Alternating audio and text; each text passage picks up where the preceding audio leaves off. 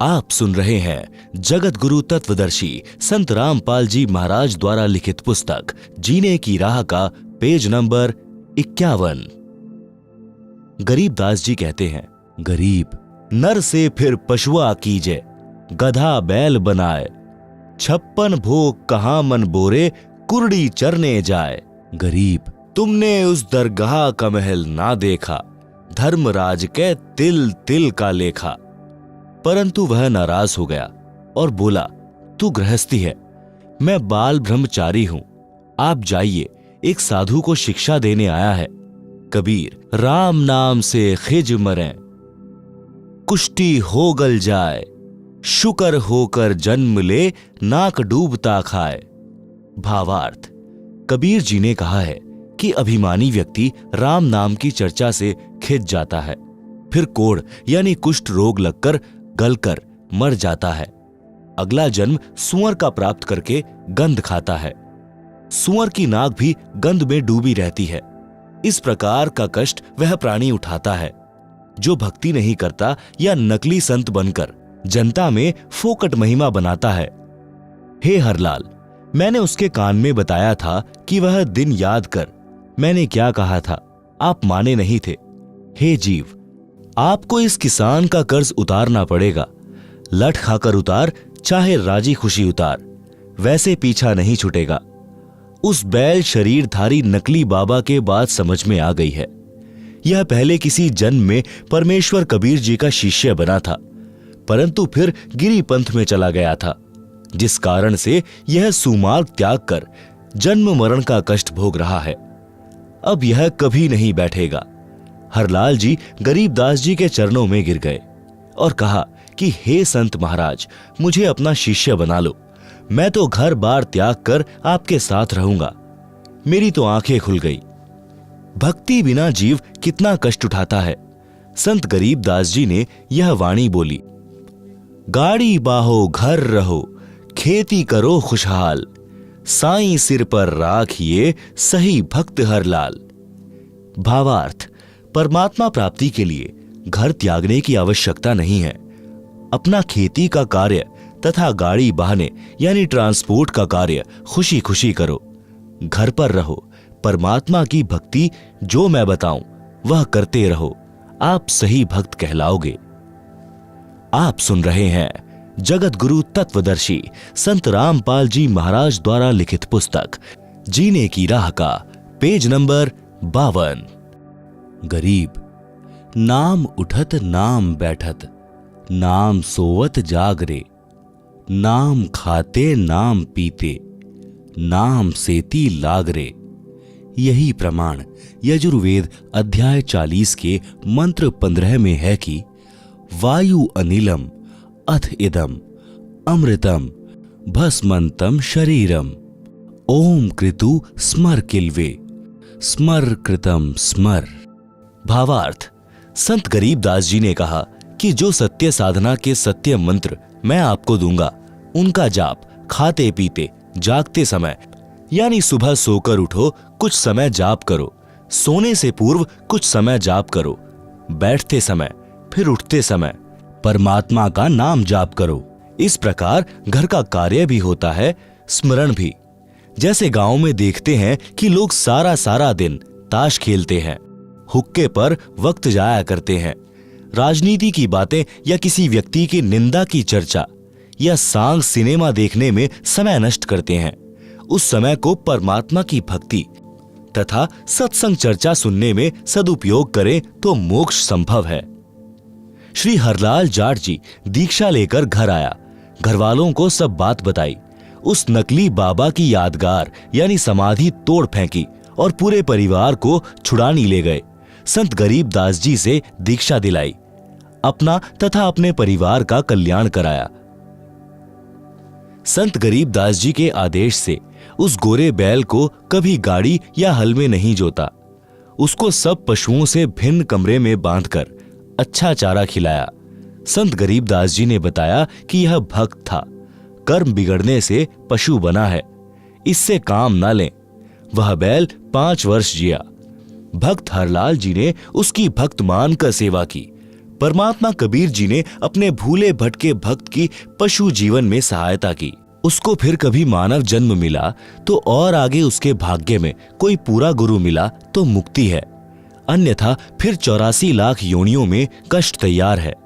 भक्त हरलाल की संतान बेरी में आज भी इस घटना की साक्षी है। तंबाकू सेवन करना महापाप है। संत गरीबदास जी ने भक्त हरलाल जी से कहा कि आप जो भी दीक्षा लेते हैं, तंबाकू का हुक्का, बीड़ी, सिगरेट, चिलम आदि में डालकर भी कभी सेवन नहीं करना और अन्य नशीली वस्तुओं का प्रयोग न करना। भक्त ने कहा कि हे महाराज जी, तंबाकू तो लगभग सब किसान पीते हैं, इसमें क्या हानि है? उत्तर: संत गरीबदास जी ने बताया कि आपने रामायण तथा महाभारत की कथा तो सुनी होगी, उसमें हुक्का सेवन का कहीं वर्णन नहीं है। तंबाकू की उत्पत्ति बताऊं कैसे हुई है? आप सुन रहे हैं जगत गुरु तत्वदर्शी संत रामपाल जी महाराज द्वारा लिखित पुस्तक जीने की राह का पेज नंबर 53। तंबाकू की उत्पत्ति कथा। एक ऋषि तथा एक राजा साधु थे। एक दिन राजा की रानी ने अपनी बहन ऋषि की पत्नी के पास संदेश भेजा कि पूरा परिवार हमारे घर भोजन के लिए आए, मैं आपसे मिलना भी चाहती हूँ, बहुत याद आ रही है। अपनी बहन का संदेश ऋषि की पत्नी ने अपने पति से साझा किया तो ऋषि जी ने कहा कि साधु से दोस्ती अच्छी नहीं होती, तेरी बहन वैभव का जीवन जी रही है। राजा को धन तथा राज्य की शक्ति का अहंकार होता है, वे अपनी बेइज्जती करने को बुला रहे हैं, क्योंकि फिर हमें भी कहना पड़ेगा कि आप भी हमारे घर भोजन के लिए आना। हम उन जैसी भोजन व्यवस्था जंगल में नहीं कर पाएंगे। यह सब साधु जी का षड्यंत्र है। आपके सामने अपने को महान तथा मुझे गरीब सिद्ध करना चाहता है। आप यह विचार त्याग दें, हमारे न जाने में हित है। परंतु ऋषि की पत्नी नहीं मानी। ऋषि तथा पत्नी व परिवार राजा का मेहमान बनकर चला गया। रानी ने बहुमूल्य आभूषण पहने थे, बहुमूल्य वस्त्र पहने हुए थे।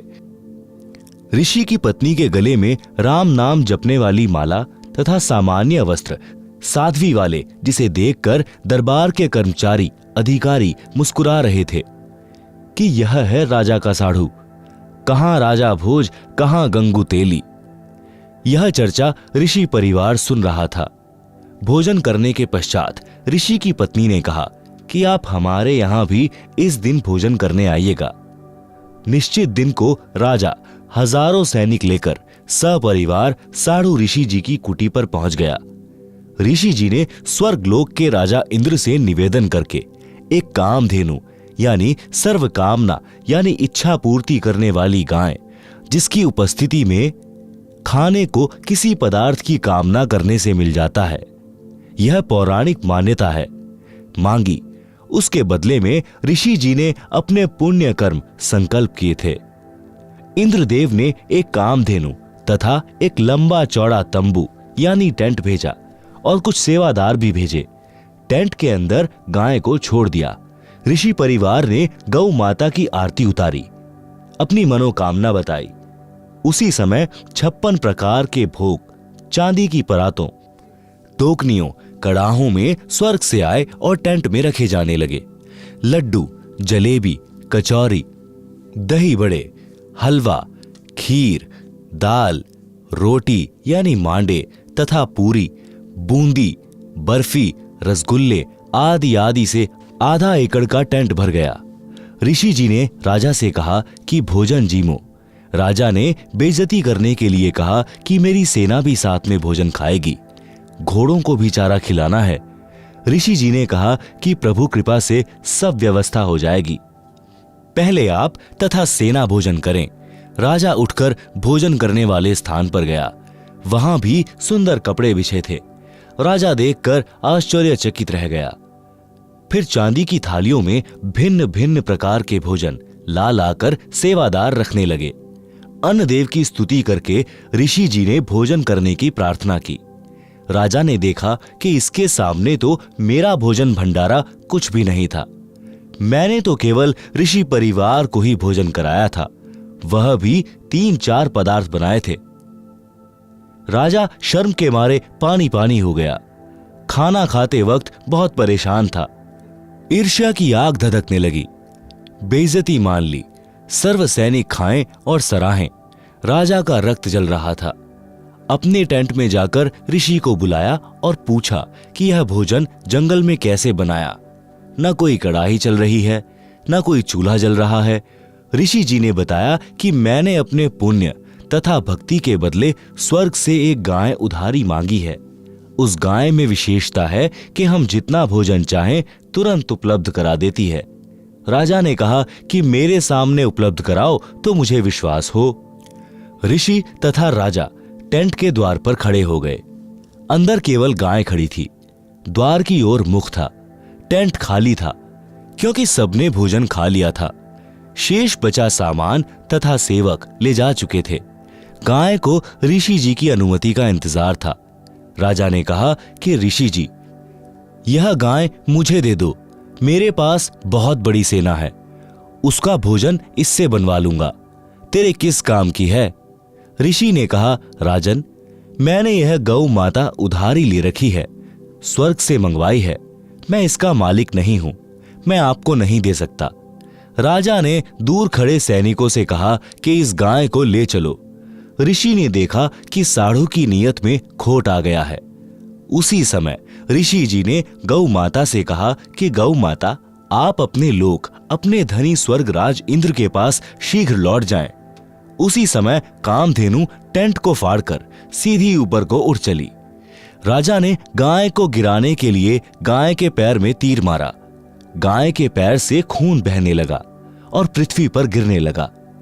गाय घायल अवस्था में स्वर्ग में चली गई।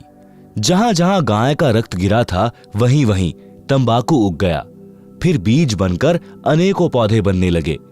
संत गरीब दास जी ने कहा है कि तमा प्लस खू यानी तमाखू। खू नाम खून का, तमा नाम गाय। 100 बार सौगंध इसे न पिए खाएं।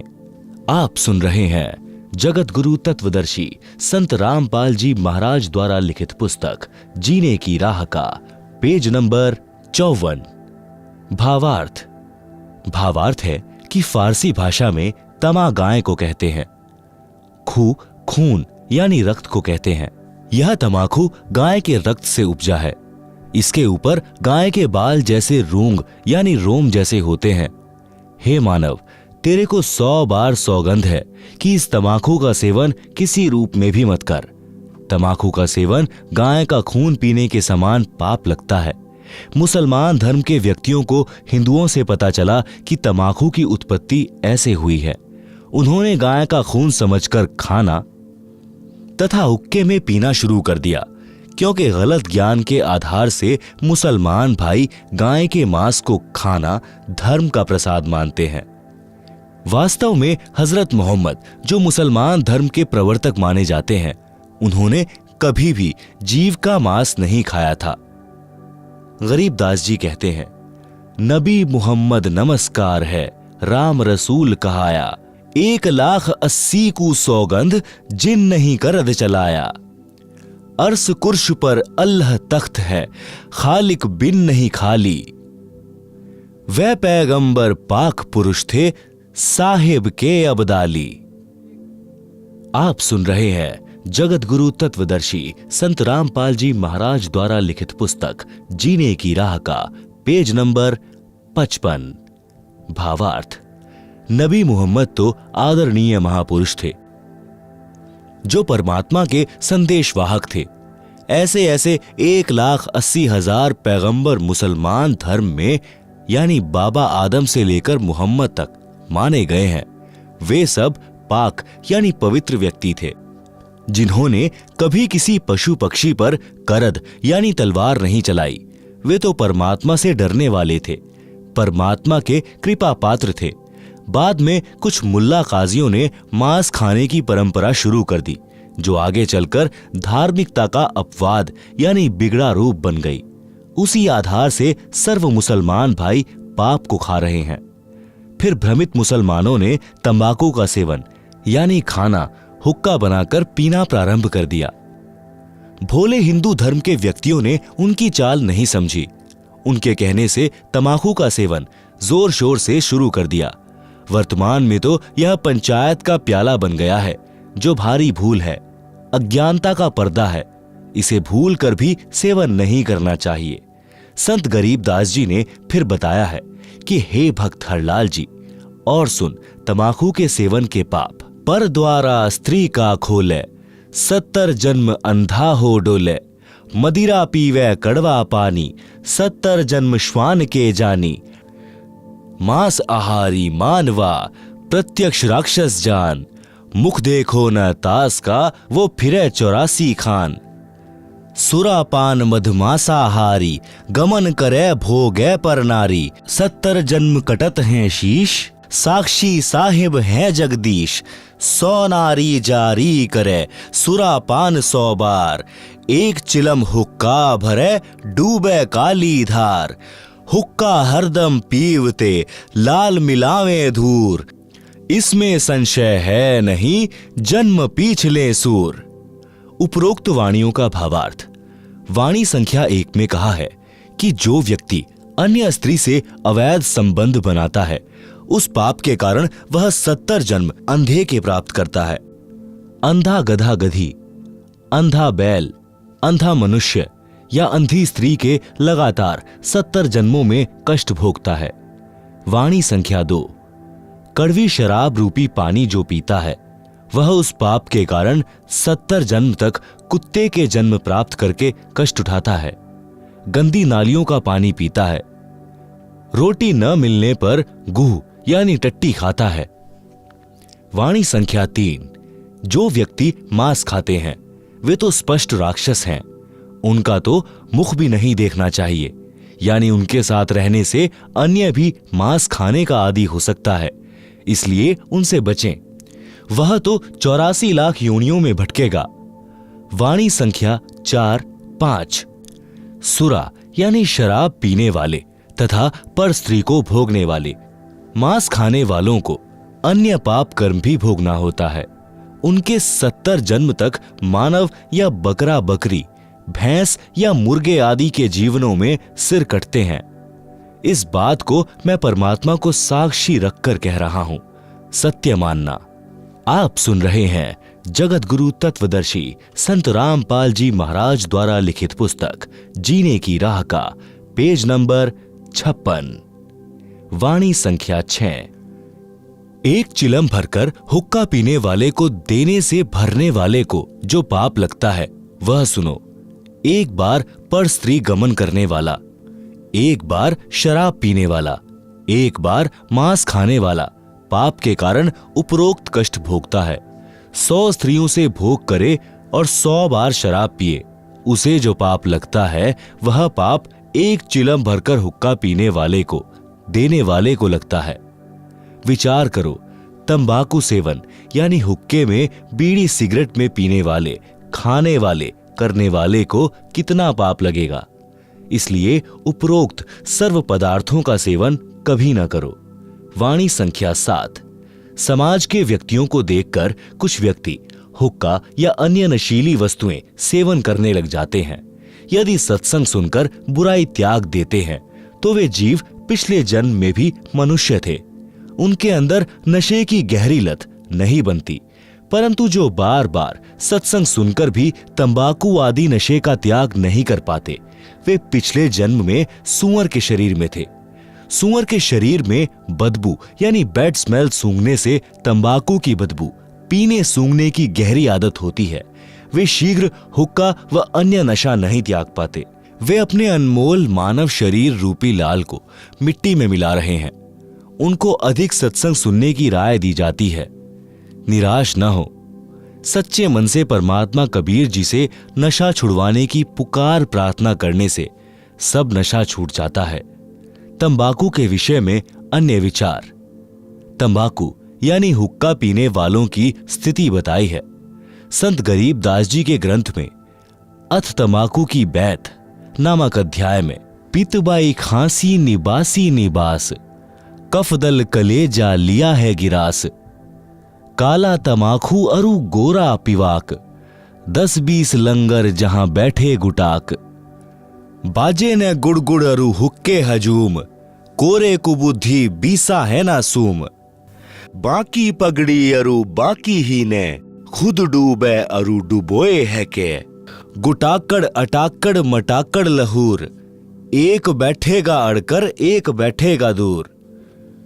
पीवे तमाखू पड़े करम मार, अमली के मुख में मूत्र की धार। कड़वा ही कड़वा तू करता हमेश, कड़वा ही ले प्यारे कड़वा ही पेश। कामी क्रोधी तू लोभी लबूट, बचन मान मेरा धूमा न घूंट। हुक्का हरामी गुलामी गुलाम, धनी के सरे में न पहुंचे अलाम। पामर परम धाम जाते न कोई, झूठे अमल पर दई जान खोई। मुर्दा मजावर हरामी हराम, पीवे तमाखू सो इंद्री के गुलाम। अज्ञान नींद न सो उठ जाग, पीवे तमाखू गए फुटी भाग। भांग तमाखू पीवे ही सुरापान से हेत, गोसत मिट्टी खाए कर जंगली बने प्रेत। पान तमाखू चाब ही सांस नाक में देत, सो तो अकार्थ गए जो भड़ भूजे का रेत। भांग तमाखू पी वही गोसत गला कबाब, मोर मृग को भगत है देंगे कहा जवाब। भांग तमाखू पीवते चिस्मियों नाली तमाम, साहिब तेरी साहिबी जाने कहाँ गुलाम। गौआ अपनी अम्मा है इस पर छुरी न बाहे, गरीब दास घी दूध को सब ही आत्म खाए। आप सुन रहे हैं जगत गुरु तत्वदर्शी संत रामपाल जी महाराज द्वारा लिखित पुस्तक जीने की राह का पेज नंबर 57। भावार्थ। उपरोक्त वाणियों का भावार्थ है कि मानव शरीर को ऑक्सीजन की आवश्यकता है। उसके स्थान पर तंबाकू का धुआं यानी कार्बन डाइऑक्साइड प्रवेश करता है तो उनको खांसी रोग हो जाता है। पित्त तथा बाय यानी बाय का रोग हो जाता है। हुक्का पीने वाले का बैठने का स्टाइल बताया है कि हुक्का पीने वाले एक दो तो हुक्के के निकट बैठेंगे, एक कुछ दूरी पर बैठेगा और कहेगा कि सरकाइए थोड़ा सा। दूसरे उसकी ओर हुक्का देंगे। फिर ने यानी नली जिससे धुआं खींचते हैं गुरड़ गुरड़ बाजेगी। आप तो हुक्का पीकर डूबे हैं और छोटे बच्चे भी उनको देखकर वही पाप करके नरक की काली धार में डूबेंगे। जो तंबाकू पीते हैं उनके तो भाग फूटे ही हैं। अन्य को तंबाकू पीने के लिए उत्प्रेरक बनकर डुबोते हैं। उपरोक्त बुराई करने वाले तो अपना जीवन ऐसे व्यर्थ कर जाते हैं जैसे भड़बूजा बालू रेत को आग से खूब गर्म करके चने भूनता है, फिर सारा कार्य करके रेत को गली में फेंक देता है। इसी प्रकार जो मानव उपरोक्त बुराई करता है वह भी अपने मानव जीवन को इसी प्रकार व्यर्थ करके चला जाता है। उस जीव को नरक तथा अन्य प्राणियों के जीवन रूपी गली में फेंक दिया जाता है। जो व्यक्ति उपरोक्त पाप करते हैं वे भगवान के दरबार में क्या जवाब देंगे, यानी बोलने योग्य नहीं रहेंगे। फिर कहा है कि गाय अपनी माता के तुल्य है, जिसका सब धर्म जाति वाले दूध ही पीते खाते हैं। इसलिए गाय को मत मारो। विषय तंबाकू का चल रहा है। भक्ति मार्ग में तंबाकू सबसे अधिक बाधा करता है। जैसे अपने दोनों नाकों के मध्य में एक तीसरा रास्ता है जो छोटी सुई के नाके जितना है। जो तंबाकू का धुआं नाकों से छोड़ते हैं वह उस रास्ते को बंद कर देता है। वही रास्ता ऊपर को त्रिकुटी की ओर जाता है जहां परमात्मा का निवास है। जिस रास्ते से हमने परमात्मा से मिलना है उसी को तंबाकू का धुआं बंद कर देता है। हुक्का पीने वालों को देखा है प्रतिदिन हुक्के की नय यानी नली में लोहे की गज यानी एक पतला सा सरिया घुमाते हैं, जिनमें से धुएं का जमा हुआ मैल निकलता है। वह नय रुक जाती है। मानव जीवन परमात्मा प्राप्ति के लिए ही मिला है। परमात्मा को प्राप्त करने वाले मार्ग को तंबाकू का धुआं बंद कर देता है। इसलिए भी तंबाकू भक्त के लिए महान शत्रु है। वैसे भी हुक्का पीने वाले भी मानते हैं कि तंबाकू अच्छी चीज नहीं है। जब कोई छोटा बच्चा अपने दादा ताऊ पिता चाचा को हुक्का पीते देखता है तो वह भी नकल करता है, हुक्के को पीने लगता है। तो बड़े व्यक्ति जो स्वयं हुक्का पीते हैं उस बच्चे को धमकाते हैं कि खबरदार, अगर हुक्का पिया तो यह अच्छा नहीं है। यदि आप जी इसे अच्छा पदार्थ मानते हैं तो बच्चों को भी पीने दो। आप मना करते हैं तो मानते हो कि यह अच्छा नहीं है, हानिकारक है। सर्दियों में एक मकान में छोटे बच्चे भी सो रहे होते हैं। उसी में हुक्का पीने वाला हुक्का पी रहा होता है। वह स्वयं तो पाप कर ही रहा है, अपने परिवार को धुआं पिलाकर पाप का भागी बना रहा है। छोटे बेटा बेटी को दादा पिताजी अपने हिस्से के दूध से पिलाने की कोशिश करता है कि ले थोड़ा और पी ले, देख तेरी चोटी बढ़ रही है, और पी जा। इस प्रकार उसे दूध का गिलास पिलाकर दम लेता है, क्योंकि दूध बच्चे के लिए लाभदायक है। हुक्का बीड़ी पीने से मना करता है तो दिल तो कहता है कि तंबाकू पीना बुरा है, परंतु समाज में यह बुराई आम हो चुकी है, इसलिए पाप नहीं लगता। जैसे कई कबीले मांस खाते हैं, उनके बच्चों के लिए वह पाप आम बात है। इसी प्रकार तंबाकू पीना भी महापाप है, परंतु परंपरा पड़ गई है, पाप नहीं लगता, इसे त्याग देना चाहिए। भक्त हरलाल जी ने उसी दिन हुक्का तोड़ दिया, चिलम फोड़ दी, सर्व परिवार को वे सब बातें सुनाई, नाम दीक्षा दिलाई। कई पीढ़ी तक बेरी के उन परिवारों में हुक्का नहीं था। बाद में सत्संग के अभाव में फिर से कुछ कुछ पीने लगे हैं। आप सुन रहे हैं जगत गुरु तत्वदर्शी संत रामपाल जी महाराज द्वारा लिखित पुस्तक जीने की राह का पेज नंबर 58। तंबाकू से गधे घोड़े भी घृणा करते हैं। एक दिन संत गरीबदास जी गांव छुड़ानी जिला जज्जर वाले किसी कार्यवश घोड़े पर सवार होकर जींद जिले में किसी गांव में जा रहे थे। मार्ग में गांव मालखेड़ी, जो कि जिला जींद के खेत थे, उन खेतों में से घोड़े पर बैठकर जा रहे थे। गेहूं की फसल खेतों में खड़ी थी। घोड़ा रास्ता छोड़कर गेहूं की फसल के बीचों बीच चलने लगा। खेतों में फसल के रखवाले थे, वे लाठी डंडे लेकर दौड़े और संत गरीबदास जी को मारने लगे कि तेरा दिमाग खराब हो गया है क्या, हमारी फसल का नाश कर दिया, घोड़े को सीधा नहीं चला सकता। ज्यों ही उन्होंने संत गरीबदास जी को लाठी मारने की कोशिश की तो उनके हाथ ऊपर को ही जाम हो गए। सब अपनी अपनी जगह पत्थर की मूर्ति के समान खड़े हो गए। 5 मिनट तक उसी प्रकार रहे। फिर संत गरीबदास जी ने अपना हाथ आशीर्वाद देने की स्थिति में किया तो उनकी स्तंभता टूट गई और सब पीठ के बल गिरे। लाठियां हाथ से छूट गई। ऐसे हो गए जैसे अधरंग हो गया हो। रखवालों को समझते देर नहीं लगी कि यह सामान्य व्यक्ति नहीं है। सबने रोते हुए क्षमा याचना की। तब संत गरीबदास जी ने कहा कि भले पुरुषों, क्या राह चलते व्यक्ति के साथ ऐसा व्यवहार करते हैं? मारने को दौड़े हो, पहले तो यह जानना चाहिए था कि किस कारण से घोड़ा फसल के बीच में ले गए हो। वे किसान बोले, अब बताइए जी, घोड़ा किस कारण से फसल में चला गया था?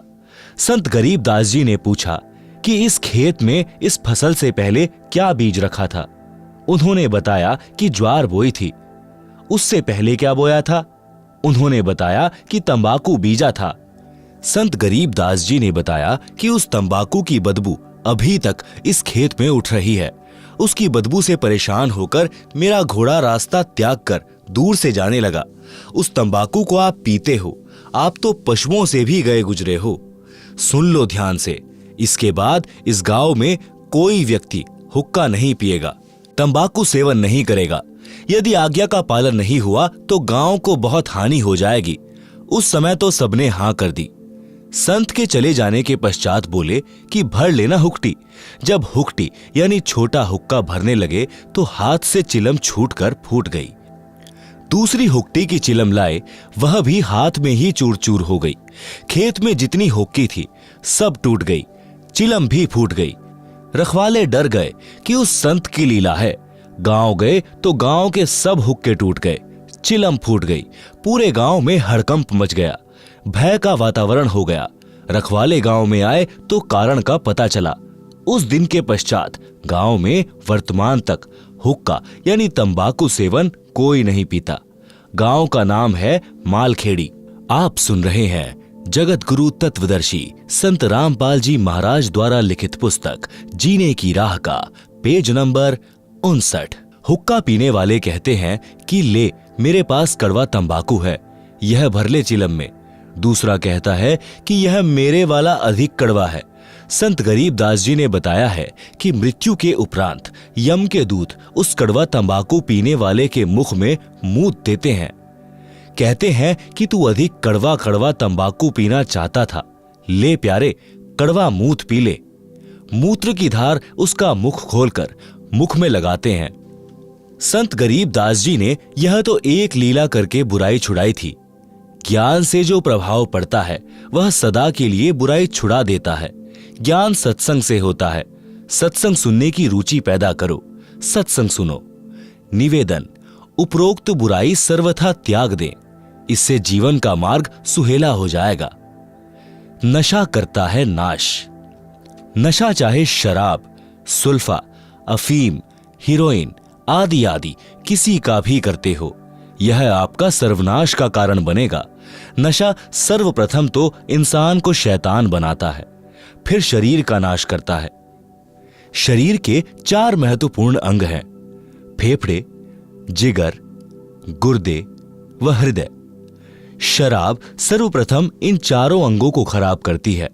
सुल्फा यानी चरस दिमाग को पूरी तरह नष्ट कर देता है। हीरोइन शराब से भी अधिक शरीर को खोखला करती है। अफीम से शरीर कमजोर हो जाता है, अपनी कार्यशैली छोड़ देता है। अफीम से ही चार्ज होकर चलने लगता है। रक्त दूषित हो जाता है। इसलिए इनको तो गांव नगर में भी नहीं रखें। घर की बात क्या, सेवन करना तो सोचना भी नहीं चाहिए। एक व्यक्ति दिल्ली पालम हवाई अड्डे पर नौकरी करता था। सन 1997 की बात है। उस समय उसकी सैलरी 12,000 रुपए महीना थी। दिल्ली के गांव में यह दास यानी रामपाल दास सत्संग करने गया। वहां एक वृद्धा अपनी 3 पोतियों के साथ सत्संग वाले घर में आई, जो नाते में सत्संग कराने वालों की चाची थी। वह गांव के बाहरी क्षेत्र में प्लॉट में मकान बनाकर रहती थी। वह लड़का भी उसी का था जो दिल्ली हवाई अड्डे पर नौकर था। बहुत शराब पीता था, घर की ठौर बिटोड़ा बना रखा था। पत्नी बच्चों को पीटता था क्योंकि उसका प्रतिदिन शराब पीकर आना, पत्नी ने टोका टाकी करनी प्रतिदिन की महाभारत थी। पत्नी बच्चों को छोड़कर अपनी मां के घर चली गई। दादी ने बच्चों को संभाला, फिर स्वयं जाकर अपनी पुत्रवधू को समझा बुझाकर लाई। उस रात्रि में वह वृद्धा अपनी पुत्रवधू तथा पोतियों सहित आई थी। क्योंकि खुद के जेठ के घर सत्संग था, इसलिए आना पड़ा। सत्संग में प्रत्येक पहलू पर व्याख्यान देना होता है। पहले परमात्मा की भक्ति करने से लाभ तथा न करने से हानि बताई जाती है, जो पूरे विस्तार से बताई जाती है। उस दिन वह शराबी पहले घर गया। घर पर कोई नहीं मिला तो कुछ देर घर पर बैठा। फिर एक पड़ोसी ने बताया कि आपकी माताजी आपके ताऊ के घर पूरे परिवार को लेकर गई हैं। उनके यहाँ सत्संग हो रहा है, वहीं सबका खाना है। परमात्मा की करनी हुई, वह भी सत्संग में चला गया और सबसे पीछे बैठ गया क्योंकि शराब पी रखी थी।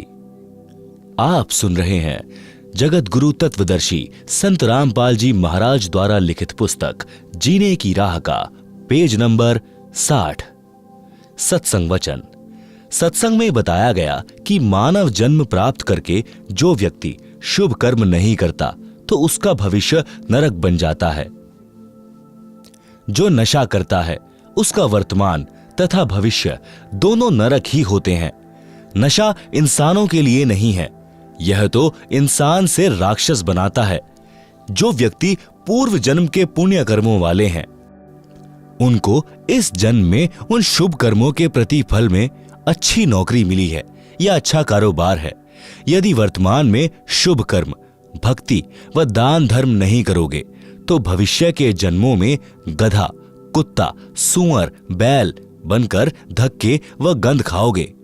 जैसे मानव, स्त्री या पुरुष जीवन में पूर्व के शुभ कर्म अनुसार अच्छा भोजन मिला है, अच्छा मानव शरीर मिला है। जब चाहो खाना खाओ, प्यास लगे पानी पियो, इच्छा बने तो चाय दूध पियो, फल तथा मेवा यानी काजू बादाम खाओ।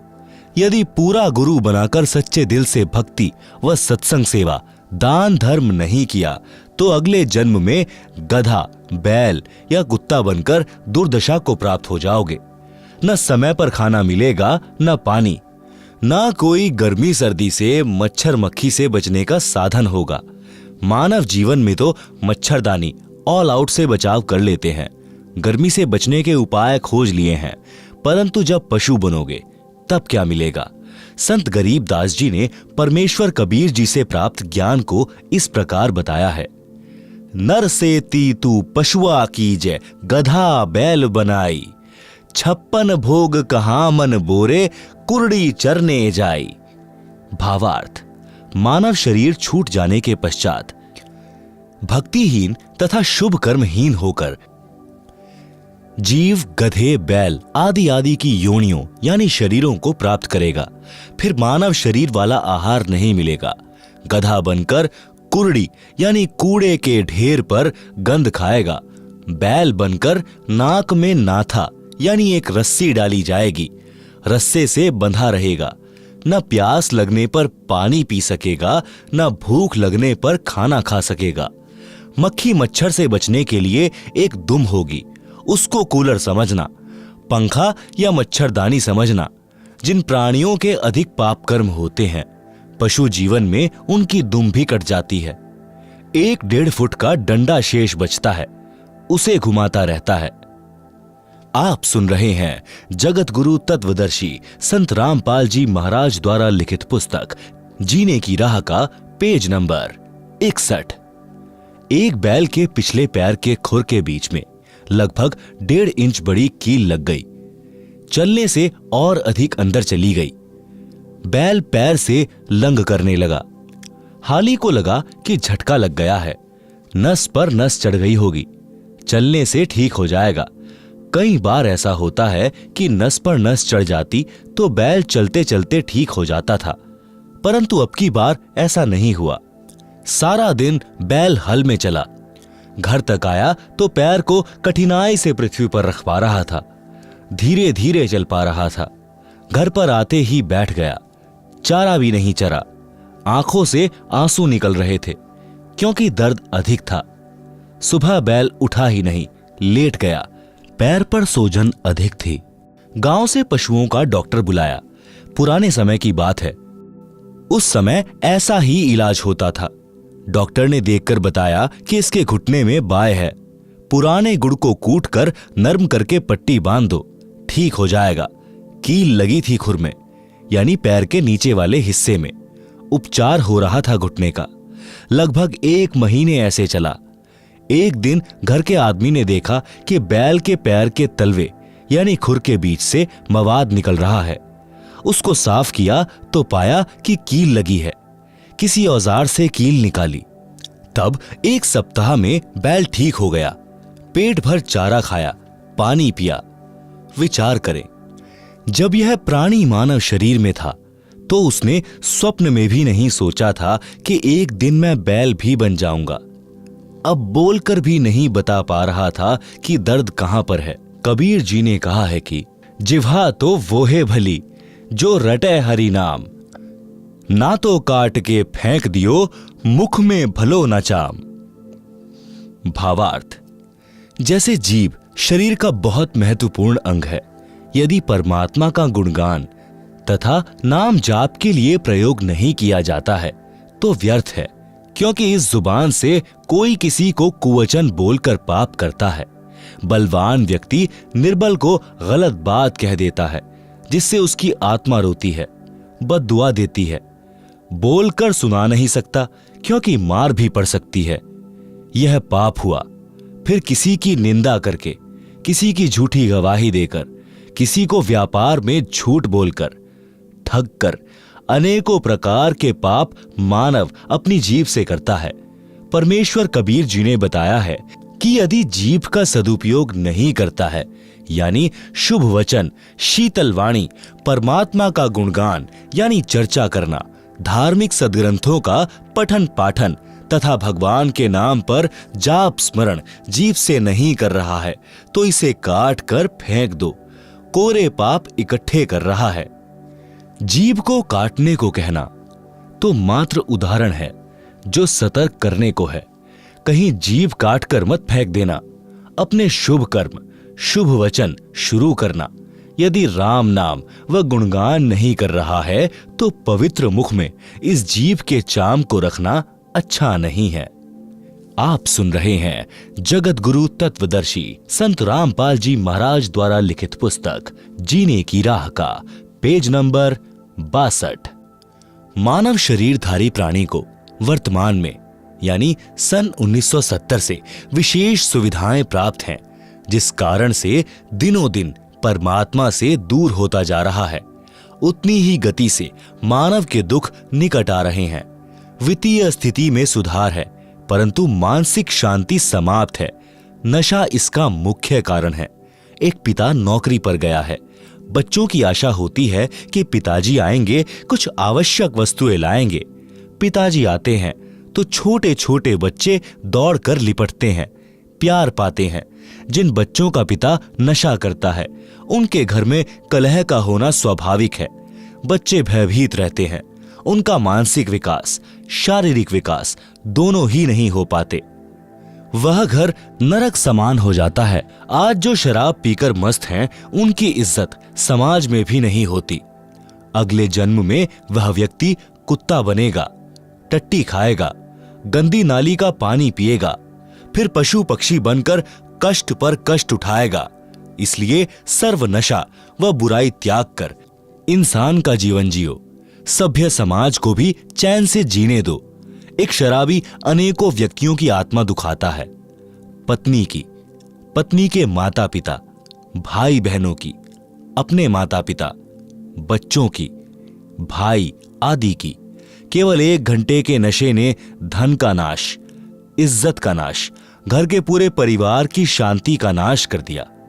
क्या वह व्यक्ति भविष्य में सुखी हो सकता है? कभी नहीं।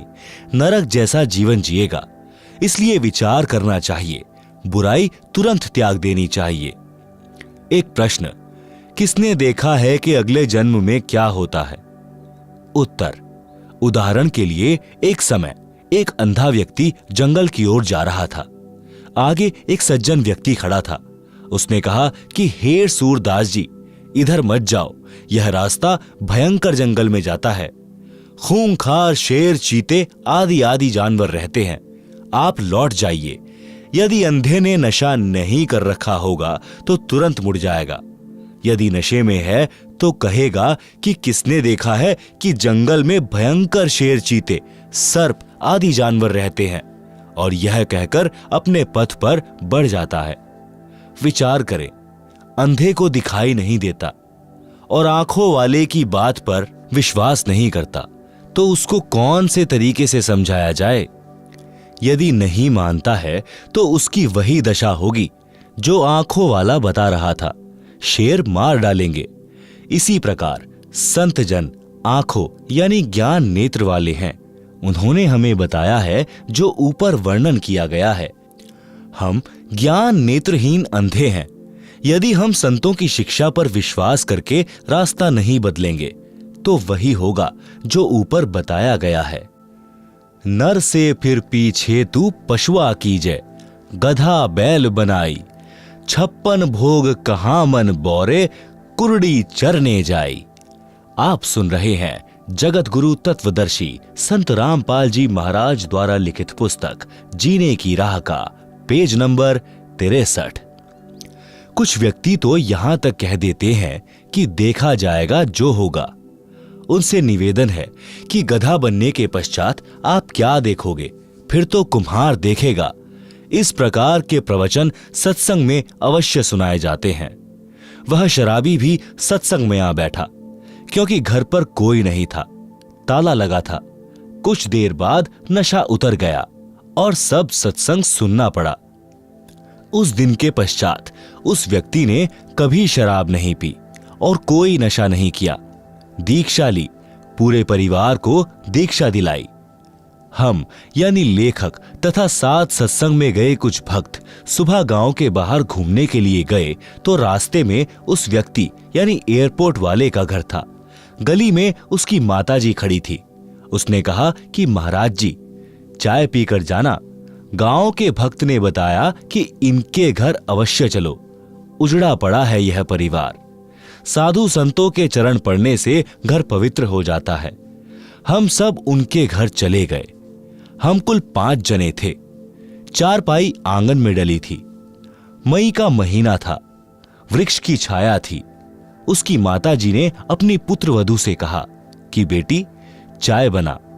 उस बेटी ने चूल्हे में आग जलाकर डेगची में पानी डालकर चाय बनाना शुरू कर दिया। आधे घंटे बाद हमने कहा कि चाय शीघ्र लाओ, हमने घूमने जाना है, फिर किसी अन्य गांव में सत्संग के लिए जाना है। परंतु फिर भी वह बेटी डेगची के नीचे आग जलाए जा रही थी। दोबारा कहा तो वह रोने लग गई।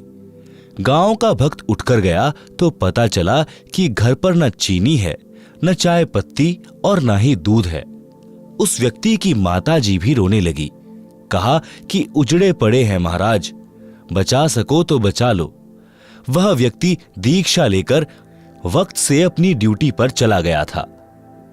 कुछ दिन के पश्चात हम दिल्ली में ही पंजाब खोड़ गांव में सत्संग कर रहे थे। वहां पर वह व्यक्ति अपनी माता तथा पत्नी व तीनों बेटियों को कार में बैठाकर सत्संग में लाया। पहले एक टूटी सी मोटरसाइकिल थी। सब बच्चों ने सुंदर वस्त्र पहन रखे थे। कह रहे थे कि पिताजी अब मम्मी के साथ कभी नहीं लड़ते। सब तनख्वाह दादी जी को देते हैं। हम तो स्वर्ग में रहने लगे। दादी जी बोली कि उस दिन आपके ऐसे दर्शन हुए कि हम तो उजड़े बस गए। मैंने कहा कि माई, तेरा बेटा बुरा नहीं था, इसने ये अच्छे विचार कभी सुने ही नहीं थे। यदि पहले ये विचार सुनने को मिल जाते तो यह बुराई करता ही नहीं। यह सब परमेश्वर कबीर जी की कृपा है जो उस दिन यह सत्संग में आ गया और इसकी आत्मा का मैल साफ हो गया। आपका परिवार नरक से निकलकर स्वर्ग में निवास कर रहा है। परमात्मा की मर्यादा में रहना, कभी कष्ट नहीं आएगा।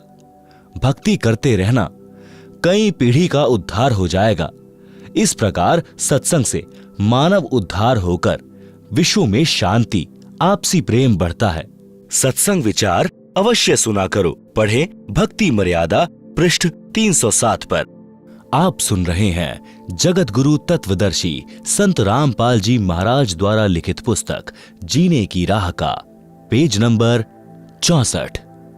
माता पिता की सेवा व आदर करना परम कर्तव्य। प्रत्येक माता पिता की तमन्ना होती है कि मेरी संतान योग्य बने, समाज में बदनामी न ले, अच्छे चरित्र वाली हो, आज्ञाकारी हो, वृद्धावस्था में हमारी सेवा करे, हमारी बहू हमारे कहने में चलने वाली आए, समाज में हमारी इज्जत रखे, वृद्धावस्था में हमारी सेवा करे, प्यार से व्यवहार करे। सतयुग, त्रेता, द्वापर तक यह मर्यादा चरम पर रही। सब सुखी जीवन जीते थे। कलयुग में कुछ समय तक तो ठीक रहा, परंतु वर्तमान में स्थिति विपरीत ही है। इसे सुधारने का उद्देश्य लेखक यानी रामपाल दास रखता है। आशा भी करता हूं कि भगवान की कृपा से, ज्ञान के प्रकाश से सब संभव हो जाता है, हो भी रहा है और होगा, यह मेरी आत्मा मानती है। माता का संतान के प्रति प्यार। एक लड़के का पिता मृत्यु को प्राप्त हो गया। उस समय वह 10-11 वर्ष का था। माता ने अपने इकलौते पुत्र की परवरिश की। माता तथा पिता दोनों का प्यार माता जी ने दिया कि कहीं पुत्र को पिता का अभाव कष्ट न दे। लड़का युवा होकर शराब का आदी हो गया तथा वैश्यागमन करने लगा। माता से नित्य रुपए मांगे और आवारागर्दी में उड़ाए। एक दिन माता के पास पैसे नहीं थे। शराब के नशे में माता को पीटा तथा वैश्या के पास गया। उस दिन पैसे नहीं थे तो वैश्या ने कहा कि अपनी माता का दिल निकाल ला। उल्टा घर आया, माता बेहोश थी।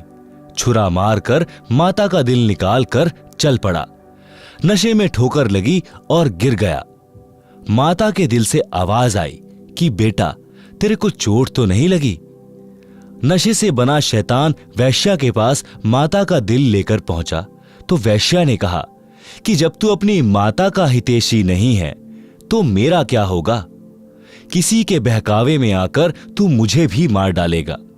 मेरे को तो तेरे से पीछा छुड़ाना था कि अब तू निर्धन हो गया है, मेरे किस काम का? इसलिए यह शर्त रखी थी कि तू माता का दिल निकाल नहीं सकता, क्योंकि वह तेरे को कभी किसी वस्तु के लिए मना नहीं करती थी। हे शैतान, चला जा मेरी आंखों के सामने से।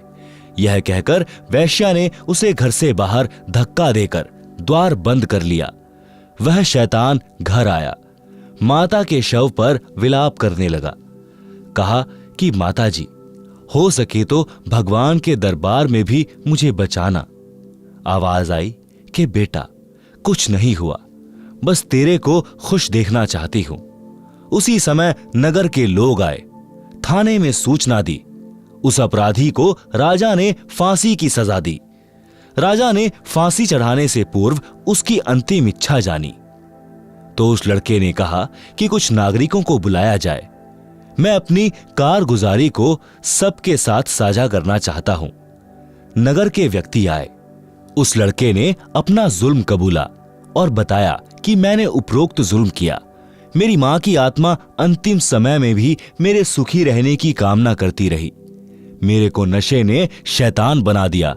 मैंने वैश्यागमन करके समाज को दूषित किया। आप लोग मेरे से नसीहत लेना। जो घोर पाप मैंने अपनी माता जी को परेशान करके किया, कोई मत करना। माता जैसी हमदर्द संसार में पत्नी भी नहीं हो सकती, भले ही वह कितनी ही नेक हो। माता अपने बेटा बेटी को इतना प्यार करती है कि सर्दियों में बच्चा पेशाब कर देता है तो माता स्वयं उसके पेशाब से भीगे ठंडे वस्त्र पर लेटती है। बच्चे के नीचे सूखा बिछौना कर देती है। यदि बच्चा भूख से रो रहा होता है तो खाना बीच में छोड़कर उसे पहले अपना दूध पिलाकर शांत करती है। आप सुन रहे हैं जगत गुरु तत्वदर्शी संत रामपाल जी महाराज द्वारा लिखित पुस्तक जीने की राह का पेज नंबर 65। पिता बच्चों की हर संभव गलती क्षमा कर देता है। परमात्मा कबीर जी ने कहा है कि पिता अपने पुत्र पुत्री के सर्व अपराध क्षमा कर देता है। अवगुण मेरे बाप जी, बख्शो गरीब नवाज, जो मैं पूत कपूत हूं तो भी पिता को लाज। शब्दार्थ, परमात्मा सर्व प्राणियों का पिता है। पिता में विशेषता होती है कि उसका बेटा बेटी अज्ञानता में गलती कर देते हैं और वे पिता से क्षमा याचना कर लेते हैं कि भविष्य में कभी गलती नहीं करेंगे, तो पिता उनको तुरंत क्षमा कर देता है। इसलिए भक्त परमात्मा से विनय करता है कि हे दीन दयाल, आप तो सबके पिता हो, मेरे अवगुण यानी अपराध पिता होने के नाते क्षमा करना। मैं कपूत यानी निकम्मा पुत्र भी हूं, तो भी आप पिता का कर्तव्य पालन करके क्षमा करना। राम भक्त की पत्नी का देहांत हो गया। उस समय उसका पुत्र 3 वर्ष का था। उस व्यक्ति की रिश्तेदारी में एक घटना ऐसी घटी थी जिसने उसको झंझोर कर रख दिया। कथा इस प्रकार है। उसके मामा जी अपनी बहन यानी राम भक्त की माता जी से लगभग 10 वर्ष बड़े थे। मामा जी के 2 पुत्र थे। राम भक्त की मामी जी का देहांत हो गया। मामी जी ने दूसरा विवाह कर लिया। दूसरी पत्नी को पुत्र हुआ। दूसरी पत्नी पहले वाली के पुत्रों से ईर्ष्या करने लगी। यह विचार किया कि 15 एकड़ जमीन है, 3 जगह बटेगी। उसने उन बच्चों को कांच पीसकर दूध तथा खाने में खिला पिला दिया, जिससे दोनों को धीरे धीरे रोगी होकर मृत्यु हो गई है। डॉक्टर ने बताया कि बच्चे कांच खा गए हैं, जिस कारण से इनकी मृत्यु हुई है। एक दिन उसकी पत्नी ने पड़ोसन से बताया कि मैंने ऐसे ऐसे किया, मेरे बेटे को 15 एकड़ जमीन मिल गई। उस स्त्री ने मेरे मामा जी को बताया। मामा जी छोटी मामी को बहुत प्यार करते थे और उस पर विश्वास करते थे। उन्हें विश्वास नहीं हो रहा था। एक दिन छोटी मामी अपने भाई से बता रही थी कि मैंने ऐसे ऐसे किया, तेरे भांजे को 15 एकड़ जमीन मिल गई। आप सुन रहे हैं जगत गुरु तत्वदर्शी संत रामपाल जी महाराज द्वारा लिखित पुस्तक जीने की राह का पेज नंबर 66। यह बात मेरा मामा भी सुन रहा था, क्योंकि वह खिड़की से बाहर स्वाभाविक खड़ा था। मामी का भाई बोला कि बहन, तूने जुल्म कर दिया, इस पाप को कहां रखेगी? आज के बाद मैं तेरी शक्ल देखने भी नहीं आऊंगा। मामा जी का दिमाग फटने को हो गया। घर त्याग कर अपनी बहन के घर पर आ गया, यानी हमारे यानी राम भक्त के घर पर जीवन व्यतीत किया। कुछ वर्ष के पश्चात छोटी मामी से जन्मा वह पुत्र भी मर गया। वह छोटी मामी किसी के साथ भाग गई। पता चला कि उस व्यक्ति ने उसके गहने छीनकर मारकर कुएं में डाल दिया। पुलिस को पता चला तो उस व्यक्ति को फांसी लगाई गई। इस सर्वनाश महाभारत को याद करके राम भक्त ने दूसरा विवाह नहीं किया।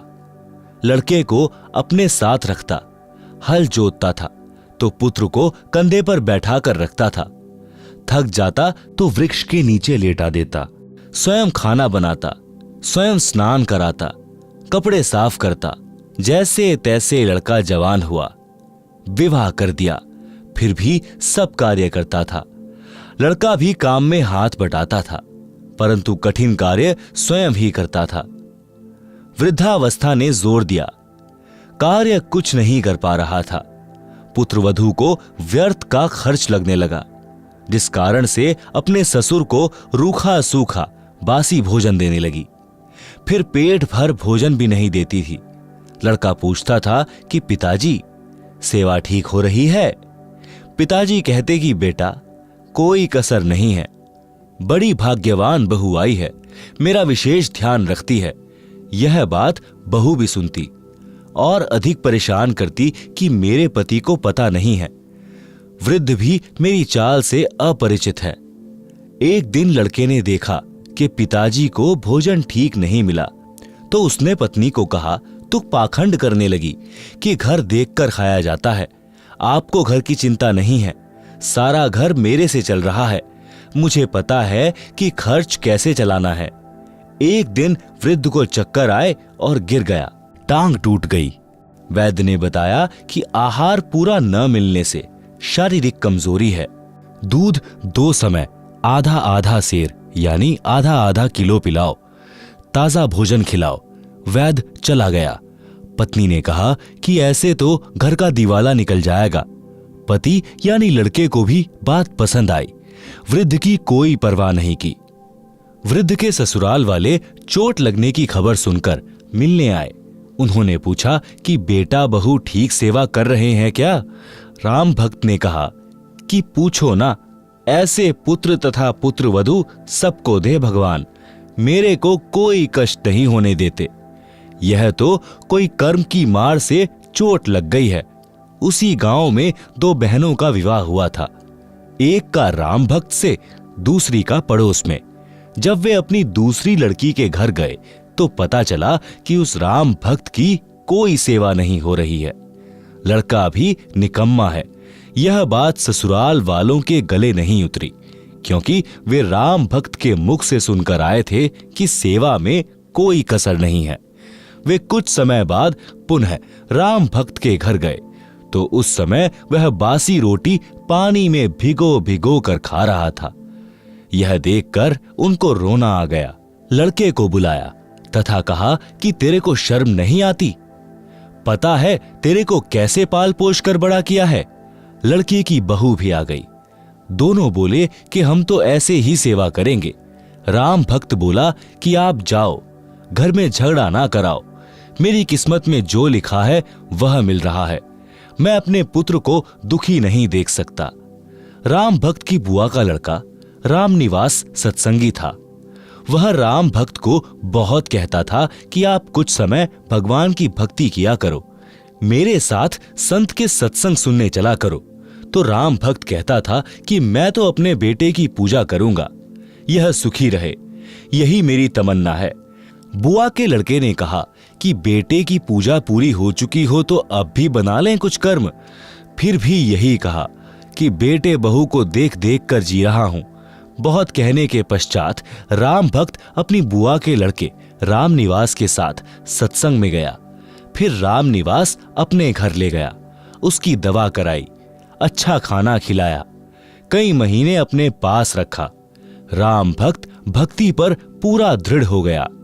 घर पर गया तो बच्चों से कहा, बेटा बेटी पुत्र वधू, आज तक मैंने आपसे कुछ नहीं मांगा, आज एक भीख मांग रहा हूं, आप मेरे साथ सत्संग में एक बार चलो। उन्होंने कहा कि पीछे से पशुओं तथा बच्चों को कौन संभालेगा? राम भक्त ने कहा कि बेटा घर पर रह जाएगा, बेटी तथा पोता पोती मेरे साथ चलो। ऐसा ही किया।